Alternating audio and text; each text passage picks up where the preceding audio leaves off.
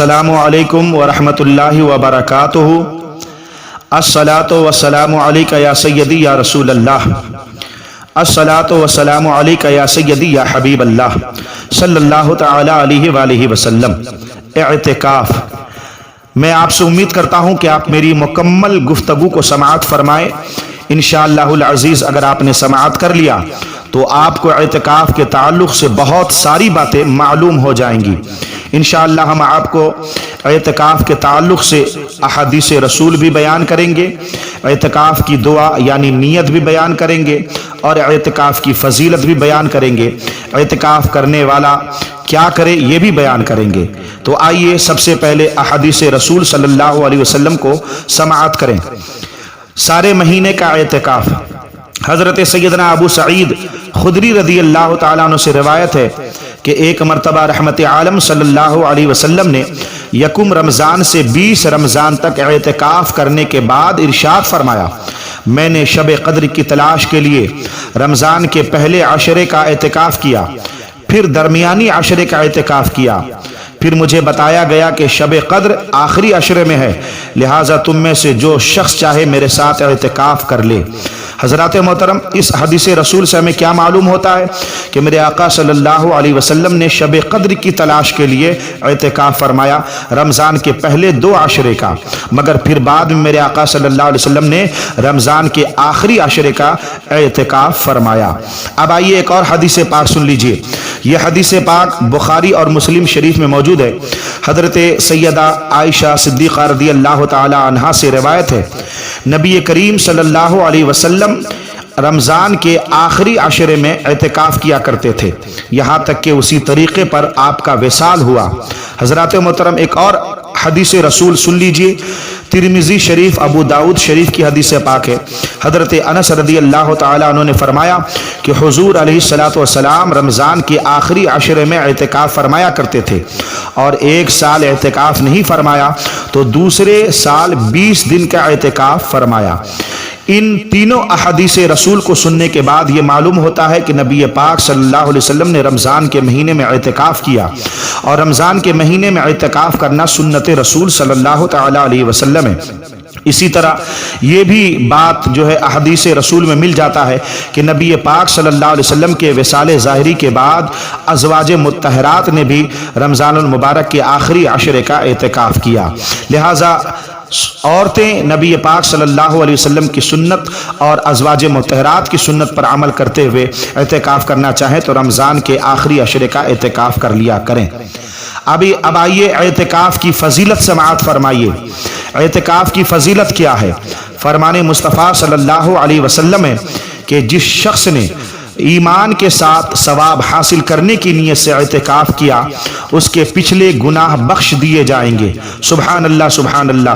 देखा आपने इत्तिकाफ की कितनी बड़ी फजीलत है। इत्तिकाफ करने वाले के पिछले तमाम गुनाह बख्श दिए जाते हैं। एक और हदीस रसूल सुन लीजिए। हुजूर नबी करीम सल्लल्लाहु अलैहि वसल्लम ने इरशाद फरमाया कि जिसने माह रमज़ान के आखिरी अशरे का इत्तिकाफ कर लिया तो गोया उसने 2 हज और 2 उम्रे का जो है सवाब पा लिया।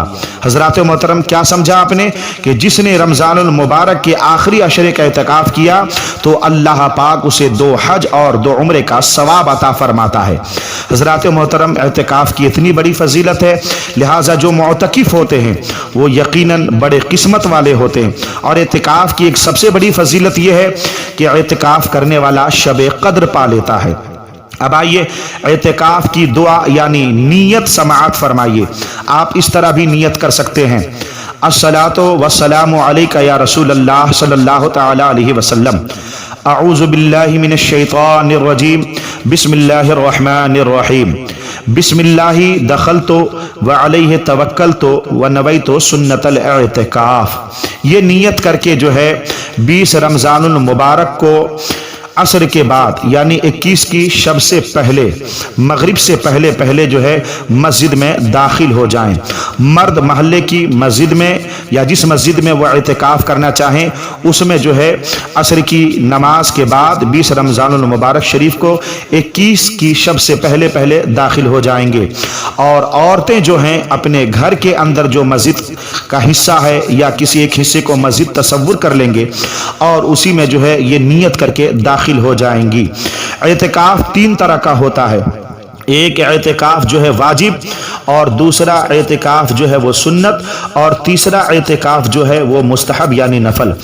اعتکاف واجب یہ ہے کہ کوئی آدمی یہ کہے کہ مثلا میرا بچہ تندرست ہو گیا تو میں 3 دن کا اعتکاف کروں گا، تو بچے کے تندرست ہونے پر روزے کے ساتھ 3 دن کا اعتکاف واجب ہوگا۔ یہ ہوا واجب اعتکاف۔ سنت مؤکدہ اعتکاف یہ ہے، سنت مؤکدہ علی الکفایہ کے محلے میں اگر کسی ایک انسان نے بھی جو ہے اعتکاف کر لیا مسجد میں تو سب بری ذمہ ہو گئے۔ سنت مؤکدہ اعتکاف یہ ہے کہ 20ویں رمضان شریف کو سورج ڈوبتے وقت اعتکاف کی نیت سے مسجد میں داخل ہو جائیں، اور 30ویں رمضان کو غروب کے بعد یا 29 کو چاند ہونے کے بعد نکلے۔ یہ اعتکاف سنت اعتکاف ہے، سنت کفایہ اعتکاف ہے۔ اور اس کے علاوہ 1 گھنٹے کے لیے، 1 دن کے لیے، 2 دن کے لیے، 3 دن کے لیے جب چاہیں عورتیں اپنے گھر کی مسجد میں اپنے گھر کے اندر کسی ایک حصے کو مسجد تصور کر کے نفل اعتکاف مستحب اعتکاف کر سکتے ہیں۔ اسی طریقے سے مرد بھی جو ہے 1 دن یا 2 دن یا 3 دن کے لیے جو ہے نفل اعتکاف یعنی مستحب اعتکاف کر سکتے ہیں۔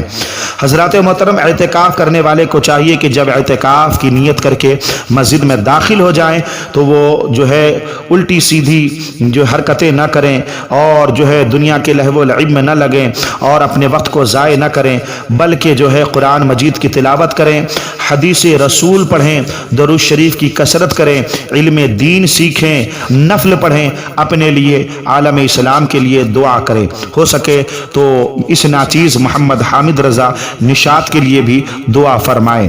یہ اعتکاف کے تعلق سے میں نے بہت ساری باتیں آپ کو بیان کر دیا ہے۔